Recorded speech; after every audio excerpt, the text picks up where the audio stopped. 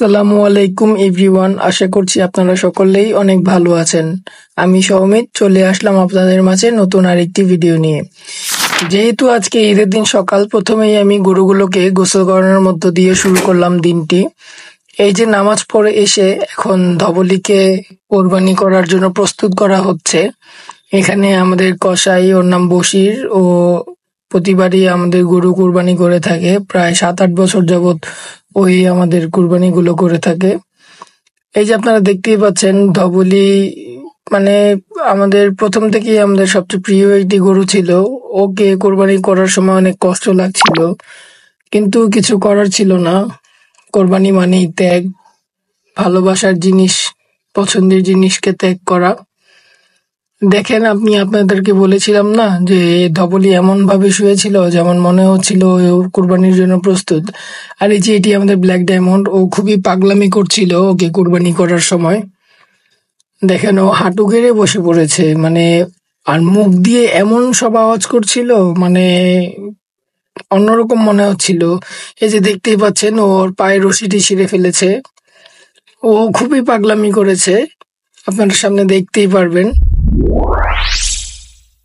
আমরা সবসময় চেষ্টা করে থাকি যে আমাদের কোরবানির গরুগুলো, ওদের যাতে কোনো কষ্ট না হয়, ওদের যাতে কোরবানি করার সময় কোনো কষ্ট দিয়ে কোরবানি করা না হয়। তো ওই বিষয়টা আমরা সবসময় খেয়াল রাখি। বিশেষ করে আমাদের কোরবানির গরুগুলোকে আমরা যত্ন সহকারে কোরবানি করার চেষ্টা করি। আসলে আমাদের সবারই এরকমটা করা উচিত, যে কোরবানির পশু, অনেকে দেখা যায় কি কোরবানির পশুকে ইচ্ছা মতো কষ্ট দিয়ে তারপরে কোরবানি করে, এটি আসলে ঠিক না। তো দেখতেই পাচ্ছেন আমাদের কোরবানি হয়ে গেল, সব মাংসগুলো আমরা উপরে নিয়ে এসে পড়েছি। আসলে এই ব্যাপারটা ভাবতে খুবই কষ্ট লাগে যে কিছুক্ষণ আগে গরুগুলো দাঁড়িয়েছিল চোখের সামনে, এখন গরুগুলো মানে কি অবস্থা। আসলে খুবই কষ্ট লাগে, বাট কষ্ট লাগলেও কিছু করার নেই। আপনারা সকলেই জানেন যে আমরা কোরবানির গরুর মাংস দিয়ে বিরিয়ানি বিতরণ করি, কারণ অনেক গরিব মানুষ আছে যারা কিনা গরুর মাংস টাকার প্রয়োজনে বিক্রি করে দেয়, তারা কোরবানির গরুর মাংস খায় না। তো এই জন্য তারা যাতে কোরবানির গরুর মাংস খেতে পারে, তাই আমরা কোরবানির গরুর মাংস দিয়ে বিরিয়ানি রান্না করে তারপর বিতরণ করি। আলহামদুলিল্লাহ, এইটা আমাদের তৃতীয়বারের মতো আমরা করছি। আপনারা সবাই আমাদের জন্য দোয়া করবেন যাতে আমরা সারা জীবন এটি করে যেতে পারি। আর আমার আব্বুর বলেছে যে আমার আব্বুর পরে যাতে আমরা এই ধারাবাহিকতাটা বজায় রাখি। আপনারা সকলেই আমাদের জন্য অবশ্যই দোয়া করবেন, আমাদের পাশে থাকবেন। আর গত বছরের ভিডিওটি আপনাদের কাছে অনেক ভালো লেগেছে, আর এই উদ্যোগটি আপনারা সবাই অনেক পছন্দ করেছেন। এখন এখানে গরুর মাংস মেপে আব্বু দিয়েছে। এবার আমরা 120 কেজি গরুর মাংস দিয়ে প্রায় 6 ডেগ বিরিয়ানি রান্না করব। তো প্রতি ড্যাগের ভিতর 20 কেজি করে গরুর মাংস যাবে আর 12 কেজি করে চাল যাবে। তো এইভাবে এই রেশিওতে আমরা বিরিয়ানি তৈরি করেছি। প্রতি ড্যাগে আমরা 20 কেজি করে গরুর মাংস দিয়েছি আর 12 কেজি চাল দিয়েছি, যাতে গরুর মাংসটা বেশি থাকে। এই জন্য আমরা গরুর মাংসটা বেশি করে দিয়েছি। আপনারা দেখতেই পাচ্ছেন এখানে 2 ড্যাগে গরুর মাংস রান্না হচ্ছে, আর বিরিয়ানি আগেই রান্না হয়েছিল। 6 ডেগ বিরিয়ানি আগেই রান্না করে ফেলা হয়েছিল। এখন আমরা এই মাংসগুলো যখন হয়ে যাবে, তখন এই মাংসগুলোর থেকে এক্সট্রা যে ঝোলগুলা থাকে সেই ঝোলগুলা ঝরিয়ে তারপর আমরা বিরিয়ানিতে দিব। এই যে দর্শক, আপনারা দেখতেই পাচ্ছেন যে বিরিয়ানি হয়ে গিয়েছে। এই যে বিরিয়ানির কালারটা দেখুন কত সুন্দর হয়েছে, মাশাআল্লাহ। আমরা সবসময় চেষ্টা করি যাতে উন্নত মানের খাবার আমরা সবার মাঝে বিতরণ করতে পারি। আপনারা সবসময় আমাদের জন্য দোয়া করবেন যে আমরা সবসময় যাতে আমাদের এই কোয়ালিটিটা ধরে রাখতে পারি, আমাদের এই কোয়ালিটিফুল খাবারগুলো যাতে সবাই খেয়ে আমাদের জন্য দোয়া করে। এই যে দেখতেই পাচ্ছেন দর্শক, এখানে মাংসগুলো ঝরিয়ে, মানে এক্সট্রা যে ঝোলগুলো ছিল সেগুলো ঝরিয়ে নেওয়া হয়েছে। আর আমরা মাংসগুলোকে কালো ভুনা টাইপ করে রান্না করার চেষ্টা করেছি। আর এখানে আমরা ফরচুন কাচ্চিঘানি সরিষার তেল ব্যবহার করেছি। পুরোটি রান্নাই আমাদের সরিষার তেল দিয়ে করা।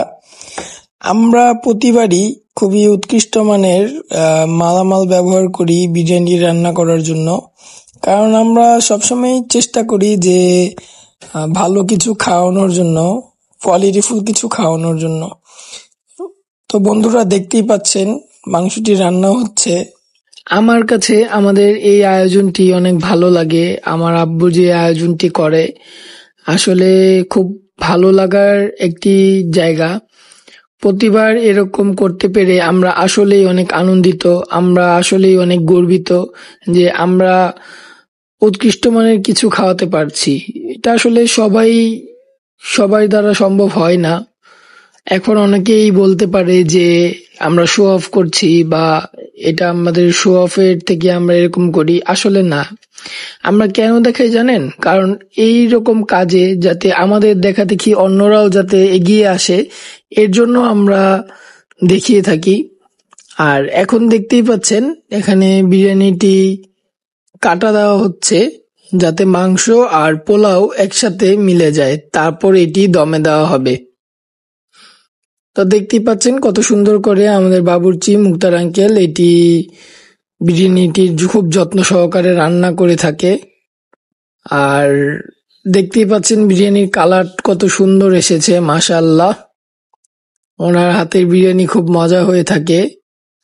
দেখতেই পাচ্ছেন এখানে কাঁচামরিচ দিয়ে দমে দিয়ে দেওয়া হলো। আর এই যে ডেকটি, এই ডেকের পোলাও পুরো সম্পূর্ণরূপে রেডি হয়ে গিয়েছে। যেহেতু কসাইরা কাজ করতে করতে ক্লান্ত হয়ে গিয়েছে, তো ওদের খাবারের একটা ব্যাপার থাকে। আমরা এর জন্য ওদেরকে যে বিরিয়ানিটি রান্না করি ওই বিরিয়ানি দিয়েই ওদেরকে আমরা খেতে দেই। তো দেখতেই পাচ্ছেন আমি খুবই ক্লান্ত হয়ে গিয়েছিলাম আসলে। টোটাল 6 ডেক বিরিয়ানি রান্না হবে, এর মধ্যে অলরেডি 2 ডেক বিরিয়ানি রান্না হয়ে গিয়েছে, আরো 4 ডেক বিরিয়ানি রান্না হওয়া বাকি ছিল, ওইটারই প্রস্তুতি নেওয়া হচ্ছিল।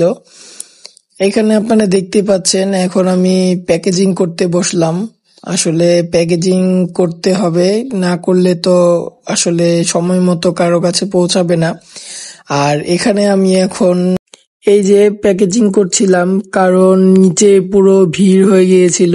তারা মানে খুব অধীর আগ্রহে অপেক্ষা করছিল যে কখন আমরা তাদের জন্য খাবার নিয়ে যাব এবং তাদের মাঝে বিলি করব।